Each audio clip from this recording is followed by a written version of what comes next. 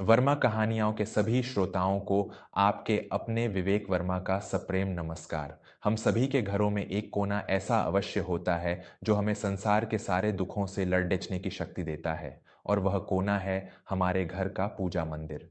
हम पूरी श्रद्धा से उस मंदिर को सजाते हैं, सुबह शाम धूप दीप जलाते हैं और भगवान के सामने अपने सारे दुख दर्द रख देते हैं। लेकिन कई बार आपने देखा होगा कि जिस घर में दिन रात पूजा पाठ होता है, जहाँ सात्विकता का पूरा पालन होता है, वहाँ भी अचानक से दुखों का पहाड़ा टूट पड़ जाता है। बीमारियां घर से जाने का नाम नहीं लेती, जमा किया हुआ सारा धन पानी की तरह बहने लगता है और परिवार के सदस्यों के बीच बिना बात के क्लेश होने लगता है। इंसान सोचता है कि मैं तो भगवान की इतनी भक्ति करता हूं, फिर मेरे ही साथ ऐसा क्यों हो रहा है। पूज्य गुरुदेव प्रदीप जी मिश्रा के अनुसार इसका कारण हमारा कोई पाप नहीं, बल्कि अनजाने में की गई वह भूल है जो हमारे घर के मंदिर में ही एक भयंकर दोष का निर्माण कर देती है। शिव महापुराण और हमारे प्राचीन शास्त्रों में पूजा घर के कुछ अत्यंत कड़े नियम बताए गए हैं। यदि हम अनजाने में अपने घर के मंदिर में कुछ विशेष भगवानों की 3 मूर्तियां एक साथ रख देते हैं, तो उससे उत्पन्न होने वाली ऊर्जा घर का सर्वनाश कर सकती है। आज की हमारी यह कहानी कोई साधारण कथा नहीं है, बल्कि एक ऐसा सत्य है जो आपकी आंखें खोल देगा और शायद आपके घर में चल रही कई परेशानियों का अंत भी कर देगा। यह कहानी है चंदन नगर में रहने वाले कैलाश और उनकी धर्मपत्नी रेवती की। कैलाश शहर का एक बहुत बड़ा और प्रतिष्ठित व्यापारी था। उसका अनाजों का थोक का व्यापार था। घर में सुख, शांति और समृद्धि की कोई कमी नहीं थी। उनका एक बेटा था जिसका नाम शेखर था, जो पढ़ाई में बहुत होशियार था और अपने पिता के व्यापार में भी हाथ बंटाता था। रेवती बहुत ही धार्मिक और सात्विक विचारों वाली महिला थी। उसका अधिकांश समय पूजा पाठ और भगवान के ध्यान में ही बीतता था। जब कैलाश के व्यापार में बहुत बड़ा मुनाफा हुआ, तो उसने शहर के बीचों बीच एक बहुत बड़ा और आलीशान घर बनवाया। नए घर में प्रवेश करने की खुशी में रेवती ने घर के भीतर एक बहुत ही विशाल और सुंदर लकड़ी का मंदिर बनवाया। रेवती चाहती थी कि उसके घर का मंदिर दुनिया में सबसे सुंदर दिखे। उसने पुराने घर के मंदिर की सारी मूर्तियां नए मंदिर में स्थापित की। रेवती की भगवान गणेश में विशेष आस्था थी। उसके पास पहले से ही पीतल के एक छोटे से गणेश जी विराजमान थे। गृह प्रवेश के दिन उसकी बड्ढी बहन ने उसे चांदी के एक बहुत ही सुंदर और बड्ढे गणेश जी भेंट किए। रेवती ने उन्हें भी मंदिर के ठीक बीचों बीच स्थापित कर दिया। कुछ दिनों बाद जब रेवती बाजार गई, तो उसे मिट्टी और संगमरमर से बने एक और गणेश जी की मूर्ति इतनी मनमोहक लगी कि वह उसे भी खरीद लाई और लाकर उन्हीं दोनों मूर्तियों के ठीक बगल में रख दिया। अब रेवती के मंदिर में एक साथ एक ही कतार में भगवान गणेश की 3 मूर्तियां विराजमान थीं। रेवती को लगा कि उसने अपने मंदिर को बहुत भव्य बना दिया है। वह रोज सुबह उठकर उन सभी मूर्तियों को स्नान कराती, उन्हें वस्त्र पहनाती और 56 भोग लगाती। लेकिन नए घर में आए हुए अभी कुछ ही महीने बीते थे कि कैलाश के हंसते खेलते परिवार को मानो किसी की बुरी नजर लग गई। शुरुआत हुई कैलाश के व्यापार से। एक रात अचानक कैलाश के सबसे बड़े अनाज के गोदाम में आग लग गई। लाखों रुपयों का अनाज जलकर राख हो गया। कैलाश को इस नुकसान से उबरने का मौका भी नहीं मिला था कि जिन लोगों को उसने लाखों रुपए उधार दे रखे थे, वे सब पैसा लेकर शहर से फरार हो गए। एक ही झटके में कैलाश सड़कों पर आ गया। घर का माहौल पूरी तरह से बदल गया। जो शेखर हमेशा अपने पिता का सम्मान करता था, उसकी संगति अचानक से बिगड़ा गई। वह गलत दोस्तों के साथ उठने बैठने लगा और घर में हर छोटी बात पर रेवती और कैलाश से झगड़ा करने लगा। एक दिन शेखर घर की सीढ़ियों से फिसलकर बुरी तरह गिर पड़ा। उसकी रीढ़ की हड्डी में गहरी चोट आई और वह बिस्तर से उठने लायक नहीं रहा। डॉक्टरों ने साफ कह दिया कि शेखर का इलाज बहुत महंगा होगा और इसमें लाखों रुपए लगेंगे। कैलाश, जो कभी दान पुण्य किया करता था, आज रिश्तेदारों के सामने हाथ फैलाने को मजबूर हो गया था। एक शाम कैलाश बहुत थका हारा और निराश होकर घर लौटा। वह सीधा आंगन में बैठ गया और अपने दोनों हाथों से अपना सिर पकड़ दिया लिया। रेवती पानी का गिलास लेकर उसके पास आई। कैलाश की आंखों में आंसू थे। उसने रुंधे हुए गले से कहा, रेवती, मुझे कुछ समझ नहीं आ रहा है कि हमारे साथ यह क्या हो रहा है। कल तक हमारे पास सब कुछ था और आज हम पाई पाई को मोहताज हो गए हैं। शेखर बिस्तर पर पड्डा दर्द से तड़प रहा है और मेरे पास उसके इलाज के लिए पैसे नहीं हैं। क्या भगवान ने हमसे मुंह मोद लिया है? क्या हमारी पूजा पाठ में कोई कमी रह गई है? रेवती भी फफक फक कर रो पड़ी। आप अपना दिल छोटा मत कीजिए। मैंने हमेशा सच्चे मन से भगवान की आराधना की है। हो सकता है यह हमारी कोई बहुत बड़ी परीक्षा हो। कल मैं पास के मंदिर में जाकर भगवान शिव के सामने अनुष्ठान करूंगी। वे हमारे कष्ट जरूर हरेंगे। अगले दिन रेवती बहुत उदास मन से शिव मंदिर पहुंची। मंदिर के प्रांगण में एक बहुत बड़ा शामियाना लगा हुआ था।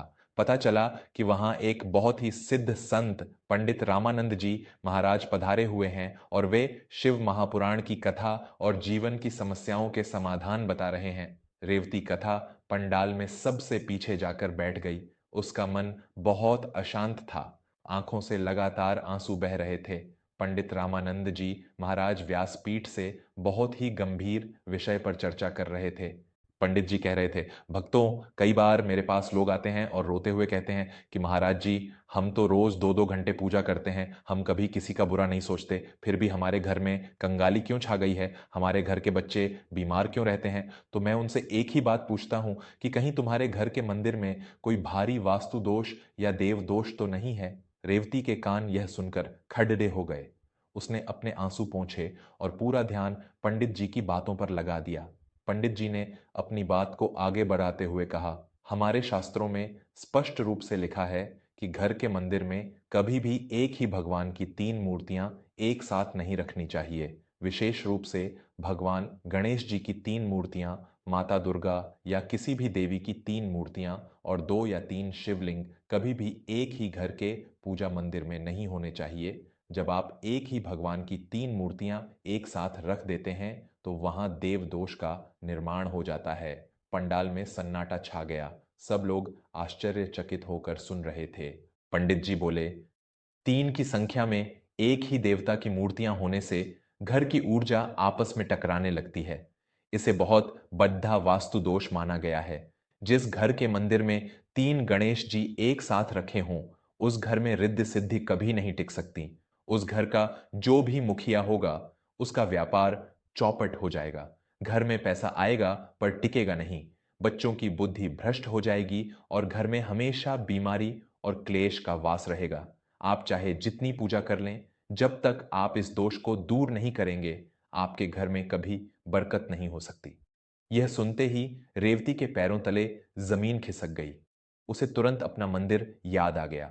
उसे याद आया कि कैसे नए घर में आते ही उसने पीतल, चांदी और मिट्टी के 3 गणेश जी एक साथ एक ही कतार में सजा कर रखे थे।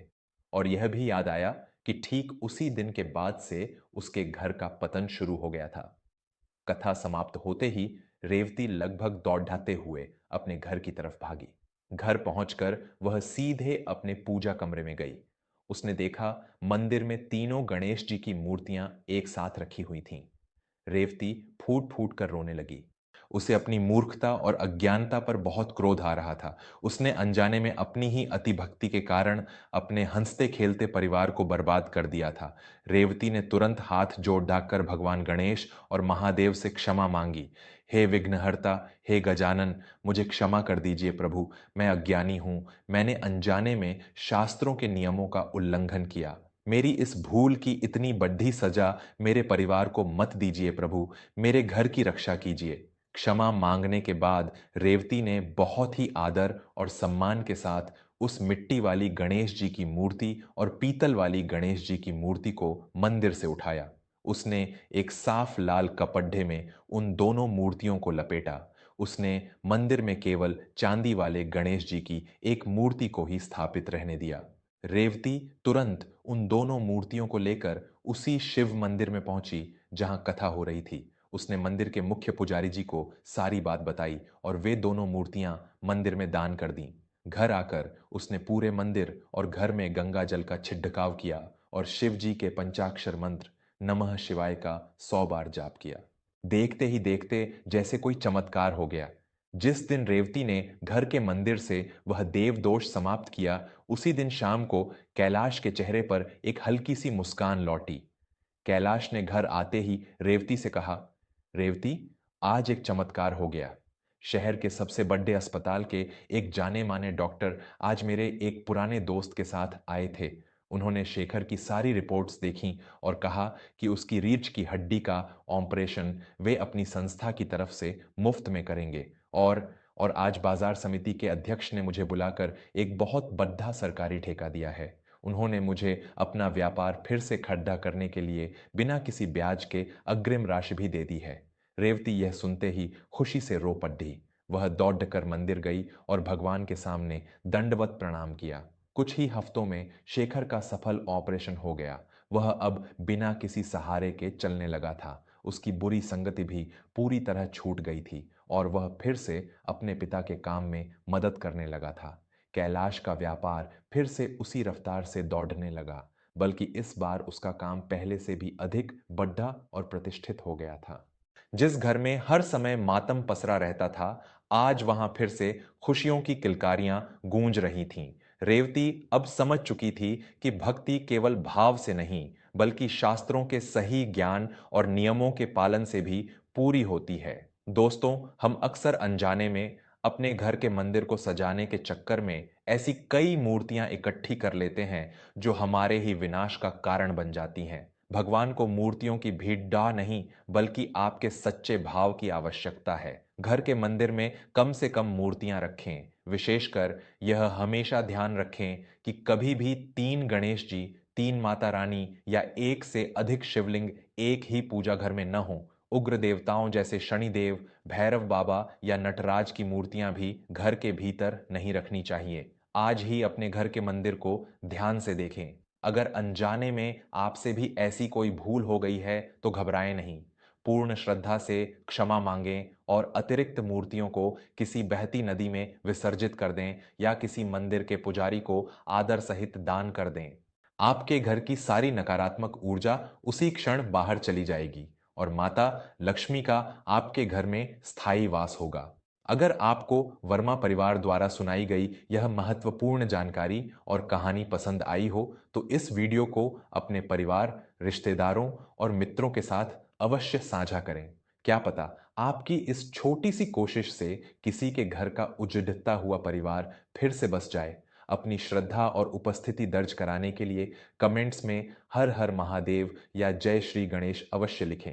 मैं विवेक वर्मा अब आपसे विदा लेता हूं। बहुत जल्द लौटूंगा एक और नई कहानी, एक नई सीख और एक नए उपाय के साथ। तब तक अपना और अपने परिवार का बहुत ख्याल रखें। आपके घर में हमेशा रिद्धि सिद्धि का वास हो। हर हर महादेव।